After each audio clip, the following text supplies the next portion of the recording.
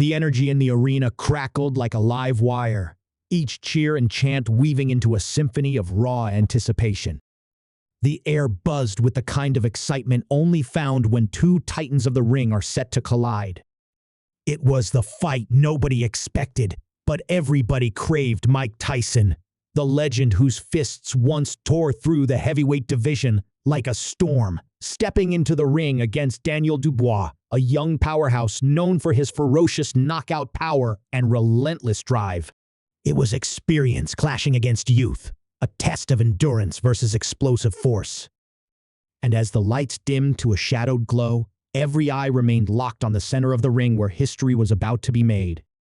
Tyson had retired from professional boxing years ago, but even the word retirement felt like a loose fit for a man like him.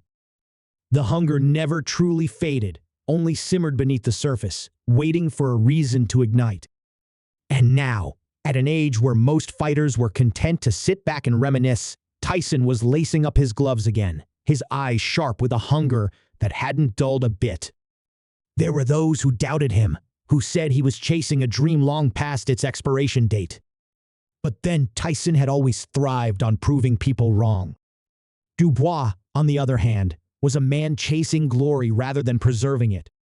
Still young, with a record that left a trail of broken opponents and shattered expectations, he was a fighter known for his devastating right hand and an iron will that refused to yield. Some called him a rising star. Others called him the future of heavyweight boxing. But Daniel Dubois was determined to prove he wasn't just the next big thing, he was the only thing that mattered. And the chance to face Tyson was a challenge he couldn't resist, even if the odds seemed to dance between genius and madness. The build-up to the fight had been anything but quiet. Pundits weighed in with conflicting opinions, some lauding Tyson's courage, while others questioned his sanity. Dubois, for his part, kept his words few but pointed, respectful but firm. This wasn't about disrespecting a legend. It was about testing himself against the very best, past or present. If anything, the opportunity thrilled him. But behind that thrill lurked something deeper, a need to prove himself on the grandest stage imaginable. Every press conference dripped with tension. Tyson's gaze was always steady, his words clipped and measured, as if trying to keep a beast caged within. Dubois stood across from him with the cool confidence of youth, his demeanor calm but his eyes sharp. They exchanged words, but it was their silences that spoke loudest. Two men from different generations, yet both cut from the same unforgiving cloth of the fight game. Fight night arrived with a weight that settled over the crowd like a heavy fog. The arena throbbed with restless energy, anticipation strung tight as a wire. Cameras panned across eager faces, capturing the feverish excitement, the bets placed with trembling hands, the murmurs of disbelief that this fight was even happening. Tyson's entrance was greeted with a roar that shook the rafters, his name chanted like a war cry. The old warrior, stepping into the light once more, his presence commanding respect without uttering a single word. Dubois followed, his walk to the ring marked by a calmness that felt almost unnatural for a man about to face one of the most feared punchers in history. But he had prepared for this. Months of grueling training, pushing his body beyond its limits, sharpening his skills to the finest point they had ever been. The challenge before him was monstrous, but that only made his determination burn hotter. The two men stood across from each other, separated only by the referee's outstretched arms. Tyson's gaze bore into Dubois, a predator's stare that had broken many before him. But Dubois met it head-on, refusing to flinch. The bell was moments away from ringing, and the entire world seemed to hold its breath. The referee's instructions faded into the background as Tyson and Dubois locked eyes, their focus narrowing until nothing else existed beyond that ring. Tyson shifted his weight from foot to foot, his muscles coiled with the kind of power that had laid giants to rest. Dubois remained motionless, his body a wall of tension and readiness, his mind replaying the endless hours of training he had endured to reach this moment. Neither man spoke. Words were useless now. drowned out by the thundering heartbeat of the crowd and the electric silence that wrapped itself around the ring. And then, like the strike of a match in a darkened room, the bell rang. Tyson exploded forward, his movements crisp and vicious, his fists cutting through the air with the precision of a master still in his prime. Dubois reacted quickly, his own strikes coming with the speed and ferocity that had earned him a reputation as a knockout artist. The clash was immediate and violent, each punch a statement, each movement a desperate attempt to claim control. But Tyson's aggression wasn't without purpose. Years of experience guided his every move, his instincts sharper than ever. Dubois, however, didn't wilt under the pressure. Instead, he met Tyson's assault head-on, his youth and strength pushing back against the storm. Every time Tyson lunged forward, Dubois responded with his own barrage, his punches landing with a force that couldn't be ignored. The crowd's cheers rose and fell with every exchange, their voices mixing into a chaotic roar. Tyson's fists drove forward like piston rods, but Dubois was proving himself to be more than just another opponent. He was hungry, relentless, refusing to be overwhelmed by Tyson's legendary presence. The battle was fierce, unforgiving, a brutal testament to the willpower of both men. But as the first round wore on, something became clear. Tyson's power was undeniable, but Dubois's endurance and resilience were proving to be just as formidable. Their styles clashed with ferocity, each seeking to impose their will over the other. And though Tyson's blows landed with the force of a wrecking ball, Dubois showed he could withstand the onslaught and return fire with his own brand of devastating power. The bell sounded to end the first round, but the echoes of their battle lingered long after. Both men returned to their corners, their breathing labored, their bodies marked by the violent exchange. Yet, neither looked ready to back down.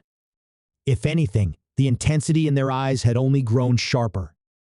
The question was no longer whether Tyson could keep up with Dubois, but whether Dubois could endure what Tyson still had left to give. As the seconds ticked away, the tension only thickened. The arena's noise swirled like a restless tide, anticipation building for what was yet to come. And as Tyson leaned forward in his corner, his gaze locked on Dubois with an intensity that bordered on obsession. One thing was certain: this fight was far from over. The second round opened with a jolt of energy that sent the crowd into a frenzy. Tyson charged forward, unleashing a flurry of hooks and uppercuts with a force that seemed to defy his age. Dubois countered, his fists snapping out with the precision of a man unwilling to be pushed back. The exchanges were vicious, each man pressing the other to their limits, sweat and blood mingling under the bright lights. Tyson's punches still carried that thunderous power that had once terrorized the heavyweight division, but Dubois met each strike with grit and a ferocity of his own. The younger fighter refused to be rattled. Every time Tyson surged, Dubois answered with punches that struck with stunning speed and strength. It was a brutal dance, neither man willing to yield an inch. Tyson's years of experience were on full display, his movements calculated and relentless. But Dubois had youth on his side, and his stamina remained unbroken despite the punishing pace. He slipped inside Tyson's reach at times, firing off blows that snapped the older man's head back, yet Tyson kept coming, his determination as fierce as it had ever been. And then, midway through the round, something shifted. Dubois landed a combination that left Tyson staggering for just a moment, a flash of vulnerability so brief it could have been missed by anyone not paying attention. But Dubois saw it. The crowd saw it. Even Tyson's corner seemed to tense, their expressions hardening as their fighter pressed forward with even more urgency. Dubois recognized that split-second weakness and attacked with renewed ferocity, hammering away at Tyson's guard with punches designed to break through the defenses of a lesser man. Yet Tyson refused to buckle. His eyes burned with a defiance that went beyond simple pride. This fight wasn't just about proving something to the world, it was about proving something to himself. His punches came harder, his footwork quicker, his head movement a reminder of the brilliance that once defined his reign. But Dubois wasn't backing down. If anything, Tyson's resilience only spurred him to dig deeper, to push himself beyond what he thought possible. The fight was a brutal test of endurance and willpower, neither man willing to concede ground. But as the third round began, it became clear Dubois was gaining momentum. His punches landed cleaner, his combinations sharper. Tyson continued to fire back with everything he had, but the strain of the relentless pace was beginning to show. His breathing grew heavier, his movements slightly less fluid. But it was in the fourth round when the fight took an unexpected turn. Dubois pressed Tyson into a corner, unleashing a vicious assault that had the crowd roaring in approval. Tyson absorbed the blows, his gloves high, his body coiled like a spring. And then, with a suddenness that left everyone stunned, Tyson countered with a devastating left hook that caught Dubois flush on the chin. The younger man staggered, his legs betraying him as he stumbled backward, eyes momentarily clouded with confusion. It was the kind of punch that had ended countless fights throughout Tyson's career. A punch thrown with the raw force of a man unwilling to be counted out. Dubois shook his head, his gaze clearing just in time to see Tyson charging at him like a man possessed. For the first time in the fight, Dubois was on the defensive, his body forced to endure a barrage of blows that seemed to come from every angle. But what was even more startling was the way Tyson moved. It was as if the counterpunch had unlocked something within him, a burst of energy that defied logic. The audience watched in disbelief as Tyson drove Dubois back, his fists crashing against Dubois's guard with renewed ferocity. Commentators were shouting over each other, their voices filled with shock and excitement as Tyson displayed a level of aggression that no one had expected. Dubois fought back, refusing to let Tyson's resurgence shatter his composure. His counters were sharp, precise, but the sheer force of Tyson's attack was unlike anything he had faced before. It wasn't just strength, it was a kind of desperation fused with determination. Dubois could feel the impact of every punch reverberating through his body, yet he held his ground, refusing to be overwhelmed. But Tyson's resurgence wasn't the only surprise. As the round wore on, Dubois began to realize something was wrong. His vision blurred occasionally, his legs feeling unsteady in a way that had nothing to do with fatigue. His breathing was labored, but not from exertion, it was something deeper, something wrong. And that's when the whispers started to spread through the crowd, murmurs of concern that reached even the commentators. In his corner, Dubois's trainer shouted instructions, urging him to keep moving, to stay away from Tyson's power. But Dubois couldn't shake the sense that something was off, a strange heaviness settling over him that went beyond the usual exhaustion of a brutal fight. His punches were slower, his reactions dulled. It was as if his own body was betraying him at the worst possible moment. Tyson sensed the change, his instincts honed by years of battle. He pressed forward with relentless aggression, his punches coming faster, his footwork a blur of calculated brutality. Dubois fought back as best he could, his own strikes landing with less authority than before. The audience noticed, their excitement mixed with confusion as they tried to understand what was happening. By the end of the round, Dubois stumbled back to his corner, his breathing ragged, his eyes unfocused. His team surrounded him, their voices urgent, their concern evident. Tyson, across the ring, looked like a man reborn, his chest heaving, but his gaze locked on Dubois with a hunger that refused to be satisfied. The crowd murmured, their voices thick with speculation. Had Tyson broken Dubois's spirit? Had the young fighter finally been overwhelmed by the relentless assault? Or was something more sinister at play, something unseen that threatened to unravel everything Dubois had worked so hard to achieve? As the bell rang to signal the start of the fifth round, the questions hung in the air like a storm waiting to break. Tyson rose from his corner with the same fierce determination, his fists clenched and ready to finish what he had started. But Dubois remained seated for a moment longer, his body shuddering as if caught between exhaustion and something far worse. Whatever was happening, it was clear the fight had taken a dark and unexpected turn. Dubois rose slowly from his stool, his legs trembling as if the ground beneath him had turned to sand. His team barked frantic instructions, their concern no longer hidden behind the veneer of strategy. Whatever had taken hold of him wasn't mere exhaustion. It was something deeper, something clawing at his strength from within. Tyson noticed the hesitation, his eyes narrowing with a predator's instinct. He advanced the moment the bell rang, fists cutting through the air with the force of a man determined to finish the fight before the inexplicable weakness robbing Dubois could pass. Dubois tried to keep his guard high, but his arms felt heavy, leaden. Tyson's punches came with brutal precision, hammering into his defenses with the kind of power that had once made him the most feared man on the planet. The crowd erupted, their voices swelling to a deafening roar as Tyson pinned Dubois against the ropes, his assault unrelenting. The referee hovered close, eyes sharp and ready to intervene, but Dubois refused to go down. Even as his body threatened to betray him, his spirit fought to hold on. With a desperate effort, Dubois lashed out, his fists snapping forward in a burst of instinctive defiance. The punches landed, but their strength was a pale echo of what he had shown earlier. Tyson absorbed the blows, his expression one of pure focus. He could sense the moment slipping in his favor, and he was determined not to let it go. But then, just as the audience prepared to witness the inevitable, Dubois unleashed a counter that stunned everyone. A right hand exploded from Dubois with a force that seemed impossible given his weakened state. It connected squarely with Tyson's jaw, whipping his head to the side with a crack that silenced the crowd for a heartbeat. Tyson stumbled, his footing unsteady for the first time all night. Dubois saw the opening and lunged forward, his fists raining down with a fury that belied the struggle he had been enduring. It was as if the pain and weakness had triggered something primal within him, something that refused to be subdued. Tyson fought back, his punches wild but powerful. The two men clashed in the center of the ring, trading blows with a ferocity that left the audience breathless. Blood splattered from cuts opened on both fighters, their faces twisted with pain and determination.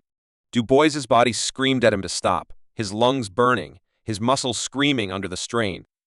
But the will to win burned hotter, driving him forward even as his vision blurred and his balance wavered. And then it happened. In the midst of their savage exchange, Tyson threw a hook that Dubois narrowly dodged. The effort sent Tyson off balance, his weight shifting just enough to leave him vulnerable. Dubois saw the moment and drove a straight right hand into Tyson's ribs, followed by an uppercut that snapped Tyson's head back with brutal efficiency. Tyson staggered, his knees buckling as he crashed to the canvas. The crowd erupted into chaos, the noise a mixture of shock and exhilaration. Tyson lay motionless for a moment, his chest rising and falling in shallow breaths. But the man who had built a career on refusing to stay down began to stir, his body trembling as he fought to rise. Dubois watched from his corner, his breaths coming in ragged gasps, his eyes locked on Tyson with an intensity that left no room for doubt. Tyson made it to his feet before the count ended, his gaze fixed on Dubois with a look that spoke of defiance and desperation. The referee signaled for the fight to continue, but it was clear Tyson was operating on pure willpower. Dubois advanced cautiously, his own body teetering on the edge of collapse. The next exchange was brutal, both men throwing punches with everything they had left, their movements less calculated and more primal. It was Tyson who faltered first. A hook from Dubois slipped through his guard, crashing against his temple and sending him sprawling to the canvas once more. This time, the count reached its conclusion before Tyson could rise. The referee waved his arms, signaling the end of the fight. Dubois's team erupted in celebration, their shouts mingling with the stunned applause of the audience. But Dubois could barely stand. His legs buckled, and he collapsed to his knees, his hands bracing against the canvas as he gasped for air. Medical personnel rushed into the ring, their concern evident as they examined him. Tyson remained on the canvas, his chest heaving as he stared up at the lights, his expression unreadable. The fight had been brutal, but it was over. Or so everyone thought. As the announcer declared Dubois the winner, something in the air shifted. Dubois's vision swam, his senses blurring in a way that felt unnatural. The medical team looked alarmed, their hands pressing against his neck and chest, their voices urgent but distant. Tyson, now sitting against the ropes, glanced over at Dubois with something akin to concern.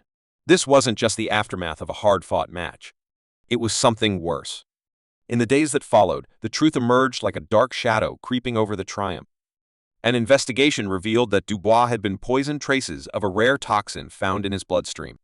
The revelation stunned the boxing world, transforming a celebrated victory into something tainted and sinister. Fingers were pointed, accusations flung like daggers as officials scrambled to uncover who had tampered with Dubois's water supply before the fight. Dubois, recovering from both the poison and the brutal match, spoke to the media with a voice still hoarse from the ordeal. He acknowledged the injustice, but refused to let it diminish his accomplishment. Tyson, too, weighed in, expressing both outrage and respect for the man who had defeated him under such unimaginable circumstances. And then, in a twist that left the entire boxing community reeling, Tyson offered Dubois a rematch. Not out of bitterness or resentment, but out of a desire to fight the man at his best, without the shadow of treachery looming over them. Dubois accepted, his eyes gleaming with the same determination that had carried him through the fight despite everything working against him. Their next bout would be a clash of redemption, honor, and vengeance. And this time, there would be no doubt about the legitimacy of the battle. Tyson and Dubois would meet again, not as enemies, but as warriors bound by respect and a hunger to prove themselves on the grandest stage.